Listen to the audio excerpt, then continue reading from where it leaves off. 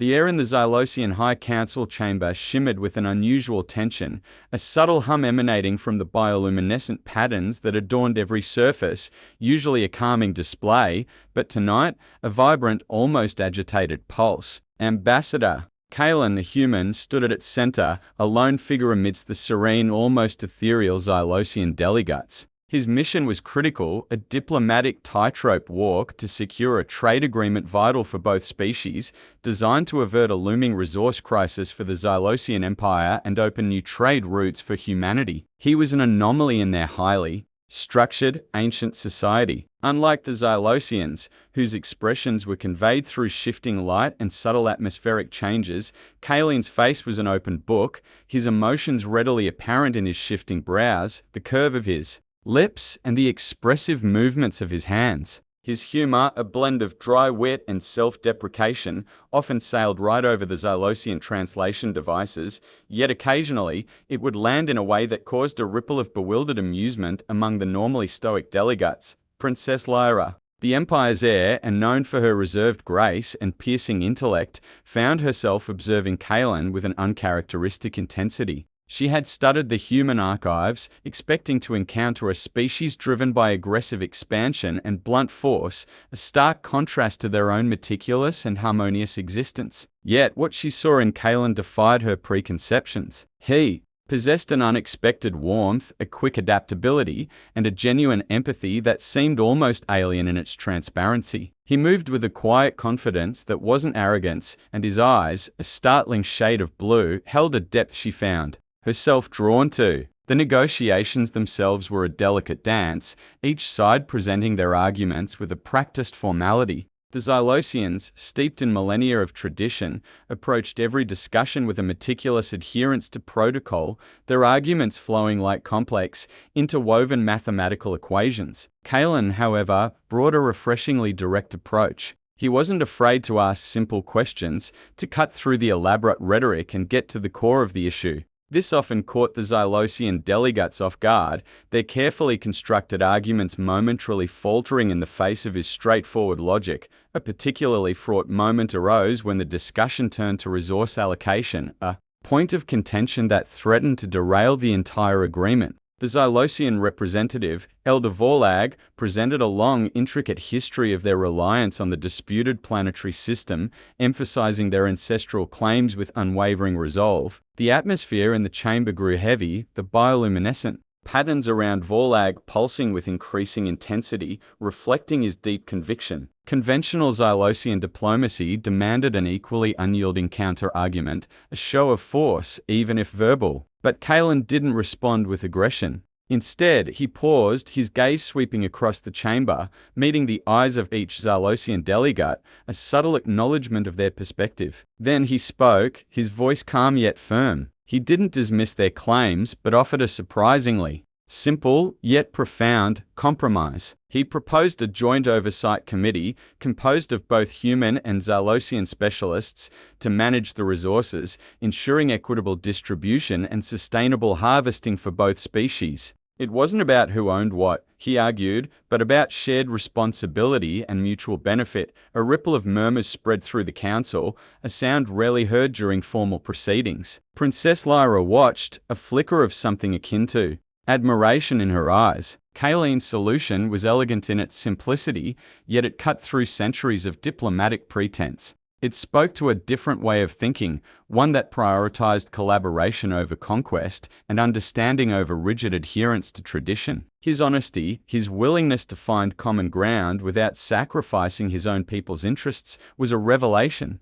It wasn't just his words, it was the way he carried himself, the genuine sincerity that radiated from him. He wasn't playing a game. He was seeking a solution, a true partnership. This human, so different from what she had been taught to expect, was dismantling her preconceived notions brick by brick. As Kalen continued to explain the long-term benefits of his proposal, his words resonating with a quiet conviction, Lyra found herself intrigued, a sense of curiosity blossoming within her that went beyond mere diplomatic interest. She wondered what other unexpected facets this human, Ambassador Kalen, possessed, and what other surprises he might bring to their ancient, predictable world. The resource crisis might be averted, but a new, more profound question began to form in Lyra's mind, a quiet hum that echoed the subtle vibrations in the council chamber.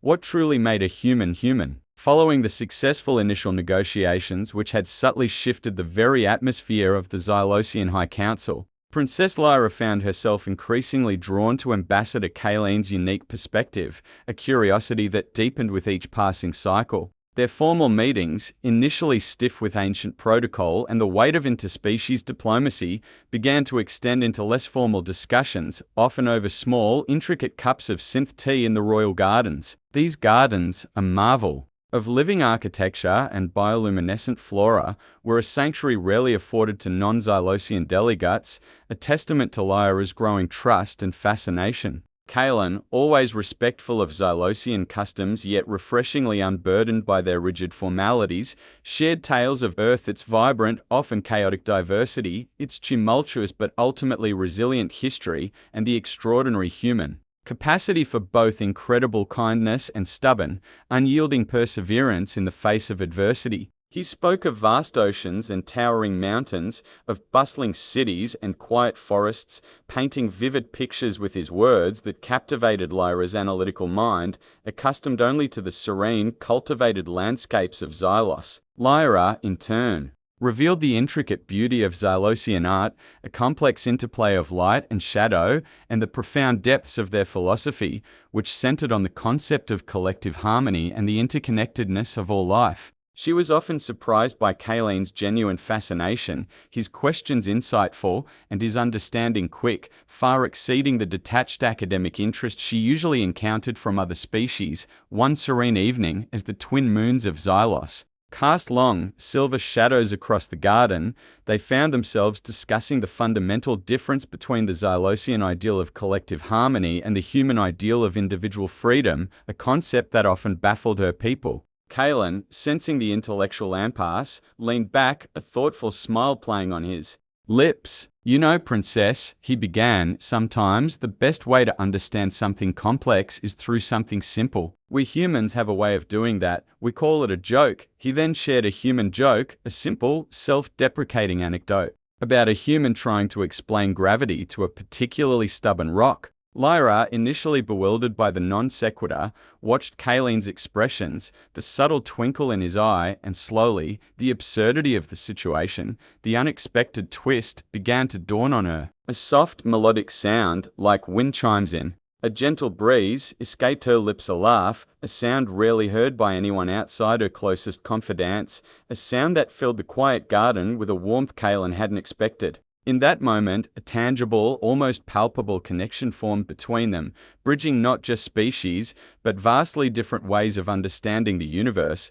a connection built on shared amusement and a mutual willingness to look beyond the obvious. The true test of this burgeoning connection came unexpectedly during a routine tour of a Xylosian agricultural facility, a sprawling complex of towering nutrient vats and delicate hydroponic ecosystems. The air, usually thick with the sweet scent of growing flora, suddenly crackled with unseen energy. Alarms, shrill and insistent, began to blare, and the normally steady hum of machinery turned into a distressed groan. Lyra, Kalen, and a small retinue of Xylosian engineers were deep within the facility when the lights flickered violently, plunging sections of the vast chamber into near darkness, illuminated only by the frantic pulsing of emergency lights. A deep, metallic shriek echoed through the cavernous space, and dust began to fall from the ceiling. A vital support beam, massive and seemingly indestructible, began to visibly buckle, a slow agonizing bend that threatened to collapse a critical section of the facility,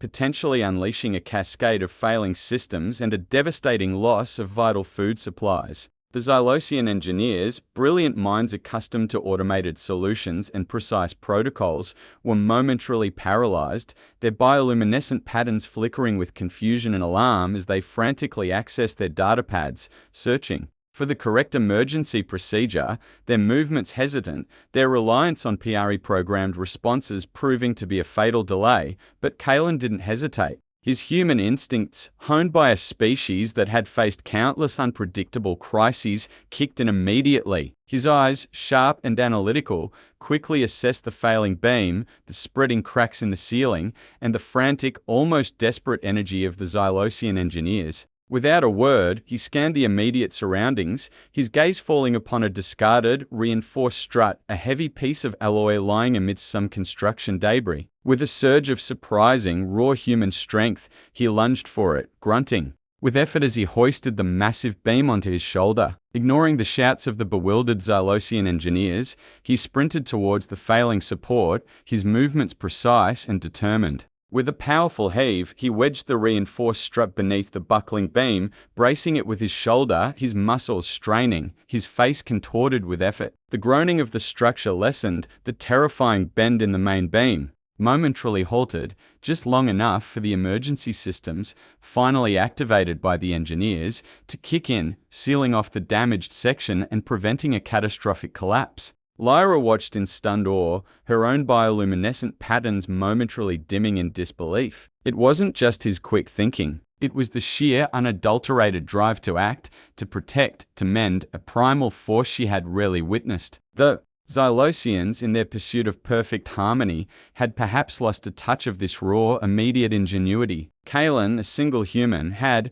with his own hands and his own will, averted a disaster. His actions spoke volumes, revealing a depth of character and a practical brilliance that transcended all her prior understanding of his species. She began to see past his species, to the individual beneath, appreciating his quick wit and the genuine care he showed for his people, and by extension, for the well-being of the Xylosians, a profound shift in her perception that would forever alter her view of humanity. The aftermath of the agricultural facility incident resonated through the Xylosian High Council with a quiet, undeniable force, solidifying Princess Lyra's burgeoning admiration for Ambassador Kalen. His immediate, almost reckless, intervention had saved countless lives and vital resources, a stark contrast to the Xylosian engineers' momentary paralysis, their minds locked in a loop of protocol and data analysis. Lyra had seen the raw, unthinking courage in his eyes, the sheer human will to act when all else failed, and it had stirred something profound within her, a recognition of a strength her own people, for all their advanced technology and serene wisdom, seemed to lack. She found herself seeking out Kalen more frequently, their discussions moving beyond diplomatic necessities to deeper, more personal exchanges. She observed his patience, a quiet steadfastness when faced with the intricate, often circuitous Xylosian thought processes, and his unwavering optimism, a bright spark that seemed to illuminate even the most daunting challenges. He had a way of looking at problems from angles no Xylosian would consider, often simplifying complex issues with a disarming directness that was both startling and incredibly effective. His genuine concern for the welfare of others, even those outside his own species, was palpable, evident in the way he listened intently to the concerns of junior Xylosian staff, or offered a comforting word to a guard who seemed troubled. One cycle, a rare and delicate Xylosian plant, vital for their atmospheric purification systems,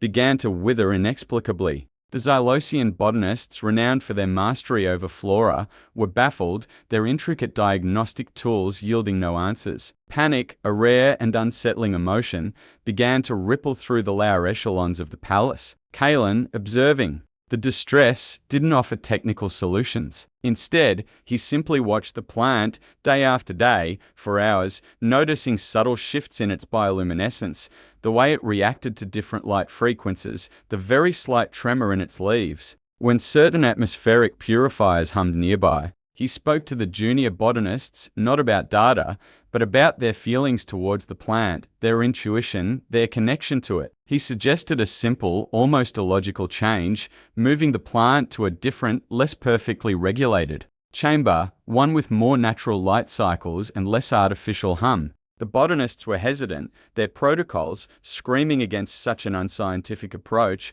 but Lyra, recalling Kalen's decisive action in the facility, overruled them, a decision that caused a quiet stir among her advisors. Within days, The plant began to revive, its leaves regaining their vibrant glow, its delicate tendrils reaching out with renewed vigor. Kaelin explained it simply. Sometimes, living things just needed a bit of space, a touch of the unpredictable, a break from rigid control. It was a human insight, born not of data, but of empathy and a deep, intuitive understanding of life. Later, in the quiet solitude of the Royal Observatory, a vast chamber with a panoramic view of the swirling nebulae and distant galaxies, Lyra found herself confiding in Kaelin, a vulnerability she had never shown to anyone, not even her closest advisors. The immense pressure of her royal duties, the rigid expectations placed upon her as the Empire's heir, the constant need to embody the Xylosian ideal of serene perfection, it was a burden that weighed heavily on her. She spoke of the loneliness of leadership, the isolation that came with her destiny, and the constant suppression of her own desires for the sake of collective harmony. Kaelin listened intently, his gaze fixed on her, his presence a comforting anchor in the vastness of the observatory. He didn't offer grand solutions or empty platitudes. Instead, he offered something far more profound: empathy and understanding. He spoke of similar burdens faced by human leaders, of the universal weight of responsibility, and the quiet strength found in acknowledging one's own vulnerabilities. He shared a story of a human leader who, despite immense pressure, found solace and renewed purpose in small, personal moments of connection, reminding Lyra that even the most powerful beings were still, at their core, individuals with feelings and needs. As their conversation deepened, the distant stars seemed to twinkle with a newfound intimacy. Lyra felt an unprecedented lightness, a release from the suffocating expectations that had defined her existence. Kaelin's presence was a balm, his understanding a rare gift. The silence stretched between them, filled only by the soft hum of the observatory systems and the gentle pulse of Lyra's own bioluminescent patterns, which shifted with an unspoken depth of emotion. She looked at him, truly looked at the human, who had so unexpectedly entered her world and turned it upside down with his simple truths and profound kindness. His eyes held a warmth she yearned for, his spirit a freedom she envied. And then a quiet confession, a fragile whisper, slipped from her lips, barely audible above the hum of the stars, a testament to the unexpected bond that had formed between them, a bridge built not of logic or protocol, but of shared humanity. "I wish I could marry someone like you, human," she whispered, her voice barely a breath, her patterns shimmering with a mix of longing and a profound, almost terrifying admiration. The words hung in the vast, silent chamber, a secret wish cast into the cosmic void, its implications echoing with a suspense that transcended species and destiny. The whispered confession, "I wish I could marry someone like you, human," hung in the vast, star-dusted silence of the Royal Observatory, a fragile, luminous thing born of raw emotion and desperate longing. Kaelin was stunned, the words resonating deep within his very core, echoing the quiet hum of the distant galaxies. He had sensed the growing admiration, the deepening connection, but a declaration of such profound, personal desire from a being as regal and reserved as Princess Lyra was something he hadn't dared to imagine, a breach of decorum and expectation that was breathtaking in its sincerity. He saw not just the heir to an ancient empire, but a woman burdened by the immense weight of her position, yearning for a connection that transcended duty and protocol, seeking something authentic and profoundly personal. The shifting bioluminescent patterns on her skin, usually a controlled display of Xylosian serenity, now pulsed with a vulnerable intensity, revealing the turbulent emotions she rarely allowed to surface. Kaelin's own heart, a distinctly human organ, beat a steady rhythm against his ribs, a testament to the profound impact her words had on him. He knew instinctively that this was a moment that demanded not a diplomatic answer, but a deeply human one. He gently, almost reverently, took her hand, his touch warm and reassuring against her cool, smooth skin, a simple human gesture of comfort and connection that spoke volumes where words might fail. He felt the subtle tremor in her fingers, a silent acknowledgement of the immense risk she had just taken in revealing such a vulnerable truth. He looked into her eyes, those deep, intelligent pools that had observed him with such quiet intensity, and saw not just a princess, but a soul reaching out. He began to speak, his voice soft but firm, explaining not with grand promises or impossible dreams, but with honest affection, the complexities of human relationships, of love that transcended societal expectations, and the individual choice that lay at its very heart.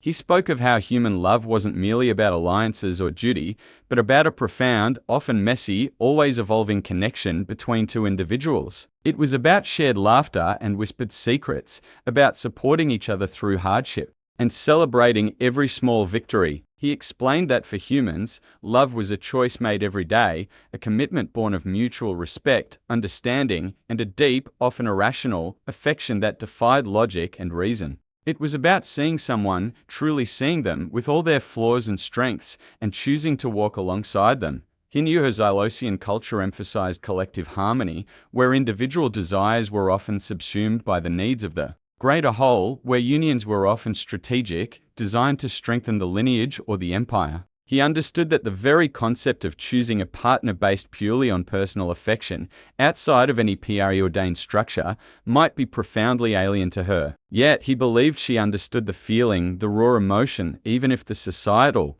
framework for it was different. He spoke of the freedom to choose, to feel, to connect on a deeply personal level, a freedom that humans held dear, even when it led to complications or heartbreaks. He shared a story of his own family, of his grandparents who had met by chance in a bustling marketplace, two ordinary people from different walks of life who had chosen each other, building a life together not because of any grand design, but because their spirits simply resonated. He spoke of their quiet moments, their shared jokes, their unwavering support for each other through decades of life's unpredictable turns. It was a love built on shared laughter, mutual respect, and an unwavering, almost stubborn, support that transcended any external pressures. He didn't offer a direct answer to her wish, understanding the immense cultural and political chasm that lay between them, the impossible gulf that separated a human diplomat from the heir to a galactic empire. He knew that a traditional union was simply not feasible,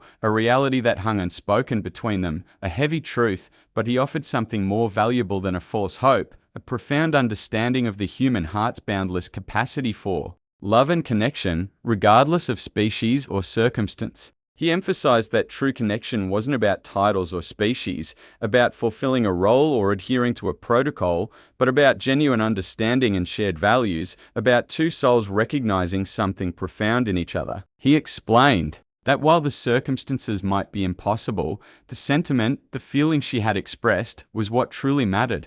It was a testament to the bridge they had already built, a connection that transcended the physical and the political. He looked at her, his gaze unwavering, conveying a depth of respect and affection that needed no translation. He saw the flicker of understanding in her eyes, the subtle shift in her bioluminescent patterns as she processed his words, a complex mix of longing, acceptance, and a dawning realization. The silence that followed was different now, no longer heavy with unspoken desire, but filled with a delicate tension, a fragile hope. He had revealed a piece of his own humanity, offered her a glimpse into the very essence of what it meant to love as a human. And in doing so, he had invited her to understand a different kind of bond, one that might not lead to a marriage, but could lead to something equally, if not more, profound. The question now was, what would she do with this new understanding? How would this revelation, this shared moment of vulnerability, reshape her world, her duties,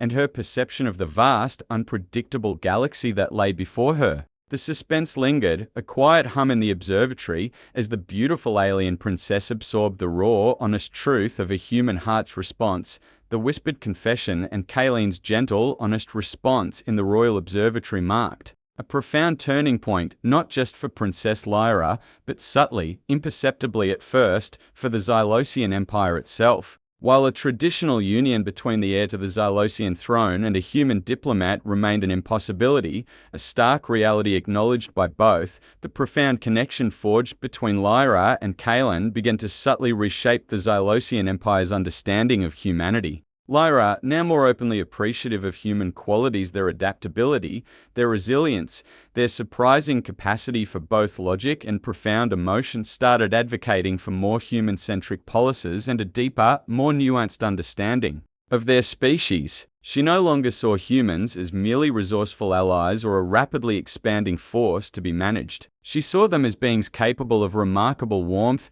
creativity, and a vital, often messy, ingenuity that their own highly ordered society sometimes lacked. The incident at the agricultural facility, where Kayleen's raw human instinct had saved them from disaster, was often cited, though never explicitly linked to her personal admiration. Kayleen, having completed his diplomatic mission with unprecedented success, securing the vital trade agreement that averted the resource crisis, remained a trusted advisor, a bridge between two vastly different worlds. His presence in the Xylosian court, once a novelty, became an accepted, even welcomed fixture. He was consulted not just on trade matters, but on issues of interspecies relations, cultural exchange, and even, to the quiet astonishment of the Xylosian elders, on matters of internal Xylosian societal development. Lyra, inspired by Kayleen's approach to problem-solving and his unwavering belief in the power of individual initiative, began to push for cultural exchange programs that went beyond mere academic study. She emphasized not just trade, but shared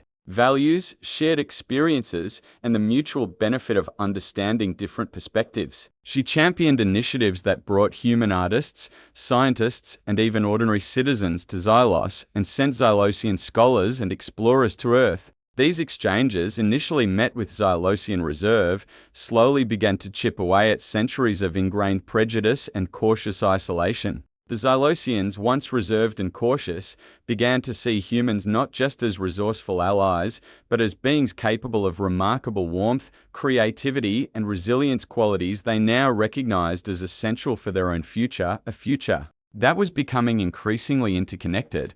One of Lyra's most radical proposals, born directly from her conversations with Kayleen about human educational systems, was the establishment of cross-species empathy academies. These institutions initially met with significant resistance from the more traditional elements of the Xylosian High Council, aimed to immerse young Xylosian and human students in each other's cultures, languages, and ways of thinking. The goal was not just academic understanding, but the cultivation of genuine empathy and a shared sense of galactic citizenship. Lyra argued passionately, drawing on Kayleen's insights into human adaptability and their capacity for growth. She spoke of the need for their ancient society to evolve, to embrace new ideas and perspectives, lest they become stagnant. Kayleen, observing these debates, offered subtle guidance, helping Lyra frame her arguments in ways that resonated with Xylosian logic while still preserving the human spirit of her vision. The first academy, a small experimental venture, opened on a neutral moon, its success closely monitored. The initial reports, filled with stories of unexpected friendships and collaborative breakthroughs, were promising, slowly winning over even the most skeptical of the Xylosian elders. Lyra, though never able to marry Kayleen, carried his influence. In her heart and in her reign, she ruled with a newfound empathy, a wisdom tempered by the human touch she had experienced. Her decisions, while still rooted in Xylosian principles, now possessed a broader perspective, a deeper understanding of the diverse tapestry of sentient life in the galaxy. The once whispered wish had not led to a fairy tale wedding, a grand union of two species, but to something arguably more profound, a lasting legacy of mutual respect, a deeper understanding between species, and a future where humanity's unique spirit shone brightly across the galaxy, forever changing the diplomatic landscape. The legacy of their bond was not a royal decree or a political alliance, but a quiet, almost imperceptible shift in hearts and minds, a revolution born from a single, sincere whisper under the stars. The suspense of their impossible connection had resolved, not into tragedy, but into a quiet triumph of understanding. As Lyra ascended to the full leadership of the Xylosian Empire, her reign was marked by an era of unprecedented interspecies cooperation, a testament to the human who had shown her that true strength lay not just in power, but in empathy, in connection, and in the boundless capacity of the heart. The galaxy, once a place of cautious separation, was slowly, subtly becoming a more interconnected, understanding place, all because of a human diplomat and an alien princess who dared to bridge the impossible.